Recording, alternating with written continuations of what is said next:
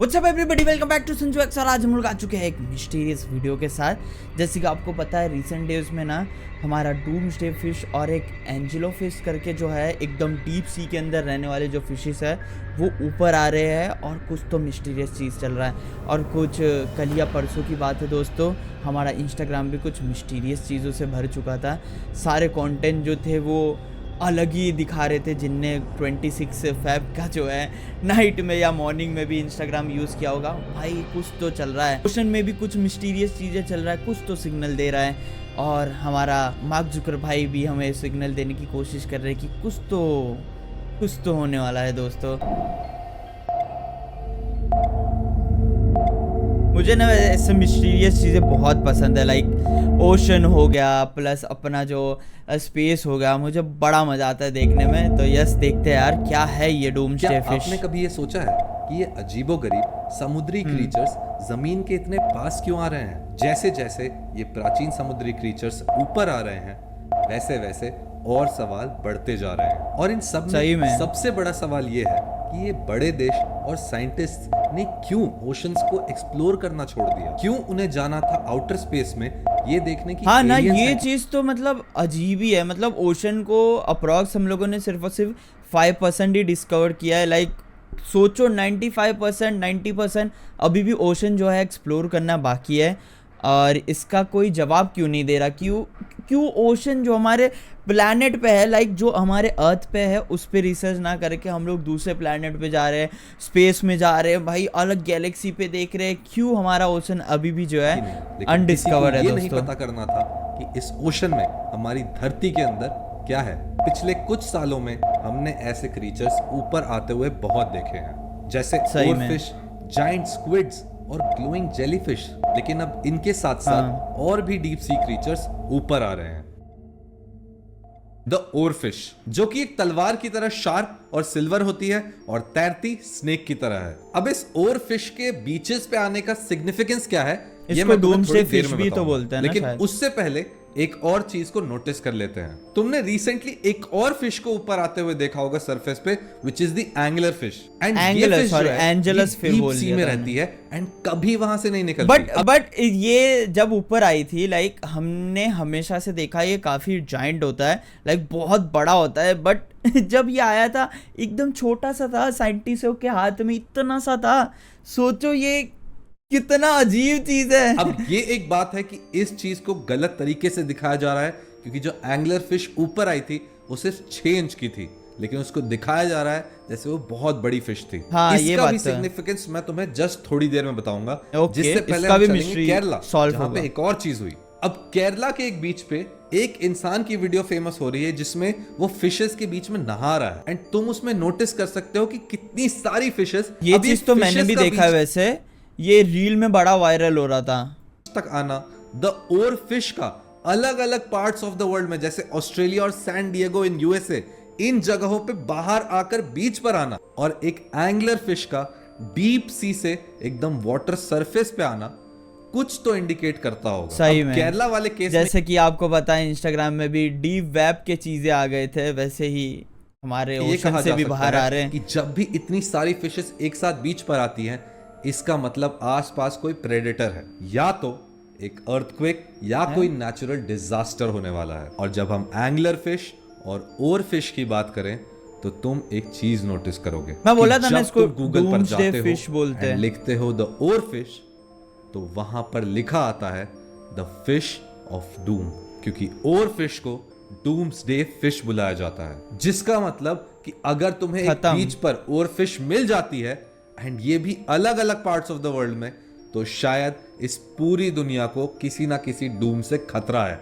अब ये deep sea fish, angler fish का ऊपर आना मतलब डीप सी में कुछ बहुत ही खतरनाक हो रहा है। एंड अगर तुम इन तीनों चीजों को कनेक्ट करो तो शायद अर्थ को किसी बड़ी चीज से खतरा है। और ऐसा क्या मिल गया? क्या लगता है दोस्तों कि डीप सी में क्या चल रहा होगा?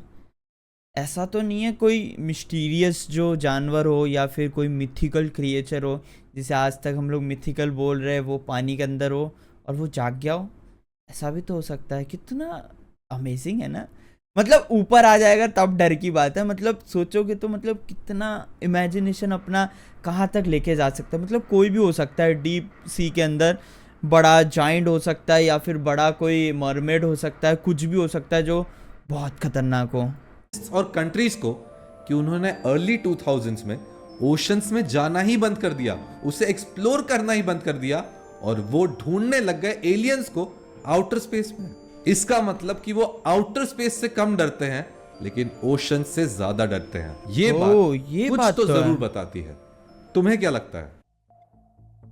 अब रीसेंट टाइम्स के बारे में तो हमने बात कर लिया, लेकिन अब इस क्वेश्चन का आंसर करते हैं, जैसे कि रियलिस्टिक रीजंस क्या हैं इन क्रीचर्स के ओशन से ऊपर आने के। एक थ्योरी ये कहती है कि ये सारे क्रीचर्स क्लाइमेट चेंज की वजह से ऊपर आ रहे हैं। अब इसके पीछे साइंस ये है कि जैसे जैसे ओशन का पानी गर्म होता जाता है वैसे वैसे ये क्रीचर्स ऊपर की ठंडी लहरों के लिए ऊपर आते हैं। क्लाइमेट चेंज की वजह से, पानी गर्म होने की वजह से इन क्रीचर्स के हैबिटेट पे असर पड़ रहा है। डीप सी क्रीचर्स का घर उजड़ रहा है। दूसरी वजह हो सकती है अंडर वाटर अर्थक्वेक्स और वोल्केनिक एक्टिविटी। जब ओशन के सबसे नीचे बट मेरे हिसाब से एकदम अंडर वाटर भी अगर अर्थक्वेक्स आते हैं तो वो मेजर हो ही जाता है ना, सरफेस शायद जिसको हम सी बेड बुलाते हैं वो हिलता है तो ये क्रीचर्स ऊपर आने लगते हैं। इसका एक बड़ा एग्जाम्पल जो मैंने पहले भी बताया है वो है ओवरफिश, जिसको लास्ट टाइम भारी मात्रा में देखा गया था जापान के शोर्स पे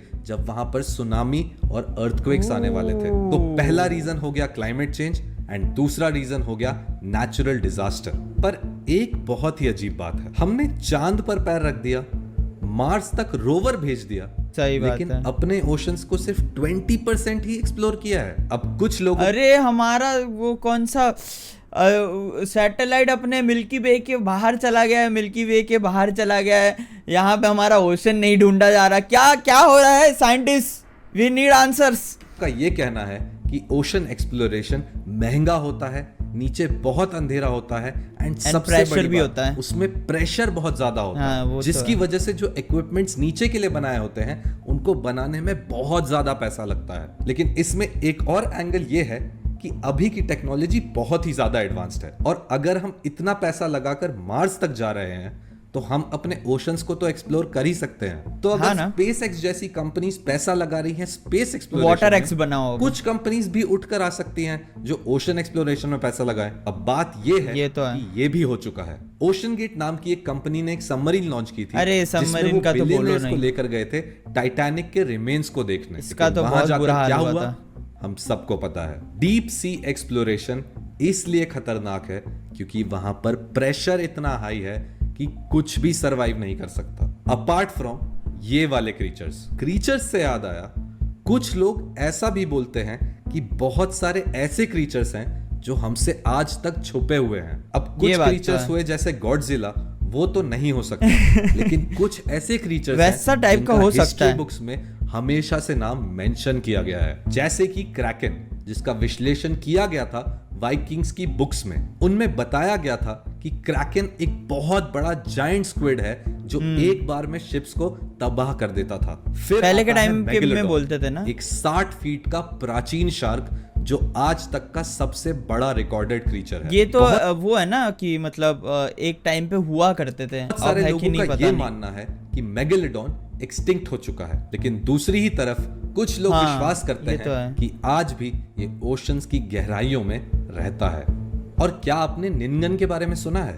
एंटार्क्टिका के पास देखा गया एक अजीब ह्यूमन लाइक क्रीचर जो पानी की लहरों में घुल मिल जाता है। कुछ लोग इसे एलियन समझते हैं और ये कुछ तो लोग मैं पहली बार देख रहा हूँ, मैं मजाक नहीं कर रहा हूँ, ये क्रीचर मैं पहली बार देख रहा हूँ। ये आज भी अनडिस्कवर्ड है। सिर्फ यही नहीं, कुछ सेलर्स और फिशरमैन ने यह भी दावा किया है कि उन्होंने जायंट सी सर्पेंट्स और ग्लोइंग सी ड्रैगन्स को भी देखा है। अब क्या ये सिर्फ नजर का धोखा है या ओशंस की गहराइयों में आज भी कुछ ऐसे क्रीचर्स हैं जो हमसे छुपे हुए हैं? ये क्या है? अब ये जितने भी क्रीचर्स हैं जिनके बारे में मैंने बात की है, ये कहीं ना कहीं किसी बुक्स में या किसी रेफरेंसेस में मेंशन है, लेकिन इन सब के बीच में एक ऐसा क्रीचर है जो एक्चुअली एग्जिस्ट कर सकता है। इसके ट्रेसेस तुम्हें गूगल अर्थ पे भी दिख जाएंगे। जैसे कि बहुत लोग बोलते हैं कि चाइना के पास गूगल अर्थ पे दिखता है कि ये वाला क्रीचर एग्जिस्ट करता है। अब मैं इस पर्टिकुलर कौन सा है क्रीचर ये की अब? बात इसलिए कर रहा हूँ क्योंकि ये हर उन बुक में मेंशन्ड है जिसको तुम शायद पढ़ चुके होगे या कभी ना कभी पढ़ने वाले होगे। और ये कौन सा ऑनेस्टली creature है? ये पर्टिकुलर क्रीचर एक पूरी वीडियो डिजर्व करता है, लेकिन इसके बारे में मैं तुम्हें थोड़ा सा बस बताना चाहूंगा। इस क्रीचर का नाम है लेवायथन।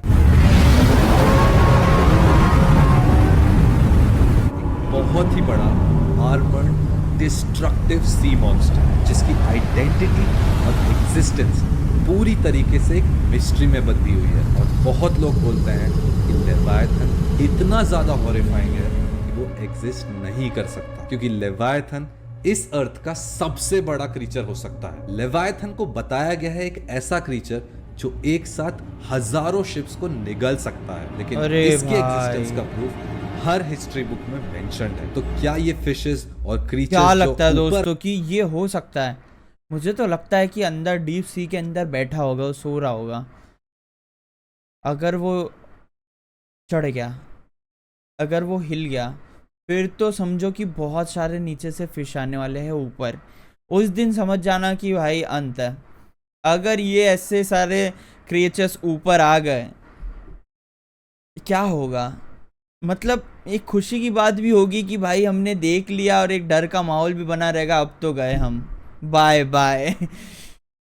आ रहे हैं, ये कहीं लेवायथन के वापस जगने की वजह से तो नहीं आ रहे हैं। अब इसके एग्जिस्टेंस का फिजिकल प्रूफ तो बिल्कुल भी नहीं है इस अर्थ पे, लेकिन क्या पता ये एग्जिस्ट करता हो। तो अब हमें कुछ एक आइडिया लग चुका है कि ये सी क्रीचर्स ऊपर क्यों आ रहे हैं। या तो क्लाइमेट चेंज, या तो नेचुरल डिजास्टर्स, या बड़ी कंट्रीज और साइंटिस्ट कुछ एक्सपेरिमेंट कर रहे हो, या तो कोई पौराणिक क्रीचर वापस जिंदा हो गया हो। तो ये जब तो तक लगता है कोई ऑक्टोपस ठोस तो सबूत है। हमें किसी चीज के बारे में ना बड़ा मिल वाला जाए, ऑक्टोपस तो हो हमें उस सकता चीज है। पे विश्वास नहीं करना चाहिए। चाहे तुम मैथ्स के कितने ही कैलकुलेशन कर लो या बहुत सारी हिस्ट्री बुक्स पढ़ लो, जब तक तुम उसको अपनी आंखों से नहीं देखोगे, हाँ, ये तुम बात उस तो पर है। विश्वास नहीं करोगे। और यही एक वजह है जिसकी वजह से बड़ी कंट्रीज और साइंटिस्ट इसको और एक्सप्लोर नहीं कर रहे हैं और बोल रहे हैं इग्नोरेंस इज ब्लिस। शायद कुछ राज जमीन के नीचे ही गड़े रहे तो बेटर है। अब डीप सी क्रीचर्स But का कितने ऊपर आना दिन? सिर्फ एक वार्निंग है या एक पहेली, इसका जवाब तब तक नहीं मिलेगा जब तक हम इसे एक्सप्लोर नहीं करेंगे। तो वही क्या बात तो आप है। इन समुंदर की राजों को जानने की हिम्मत रखते हैं, या फिर कुछ पहेलियां सुलझाए बिना ही अच्छी हैं? कमेंट सेक्शन में ये चीजें तो जरूर बताना। और अगर आपको ये ऐसे बात ही तो है रहस्यमय यार। topic- मतलब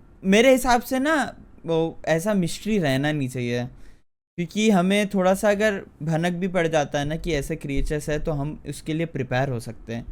समझ रहे हो? ह्यूमन उसके लिए प्रिपेयर होता रहेगा कि अरे ये इसको इससे दिक्कत हो सकती है, इसको इससे दिक्कत हो सकती है, अगर ये सामने आता है तो इसको दूर कैसे लेके जाया करे। तो ये सारी चीज़ें प्रिपेयर रहेंगे हम।